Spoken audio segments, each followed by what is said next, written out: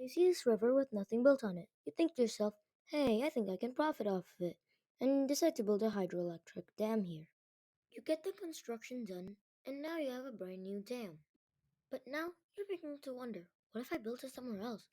Would a wider part of the river give more electricity since there's more water there? But first, we need to look at how a dam works. A hydroelectric dam consists mainly of four parts, starting off with the turbine. The turbine is essentially a wheel with blades attached to it. When water flows through the turbine, it powers a generator which, well, generates electricity. The electricity produced by the generator goes through a wire and into a transformer and decreases or increases the intensity for electricity traveling through. If it's too weak, it increases the intensity to make it usable, and if it's too strong, it decreases the intensity to make it safe to use. Once the electricity has been adjusted, it travels through yet another wire and into transmission lines, which take the electricity from the dam and to your home. Oh, my toes. Anyway, let's see the dam in action.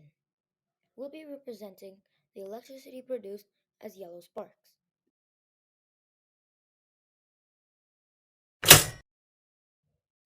Yes, I got the toast this time. But now that we know how a dam works, let's look at possible locations for a dam. In this case, we're just going to be looking at wider and narrower areas. Looking at the wider areas first, we can acknowledge that the water flow here is much slower than other parts, which means less electricity is being produced.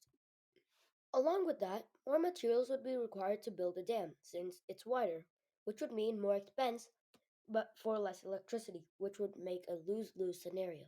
Now, narrowing the river down, this is a different story.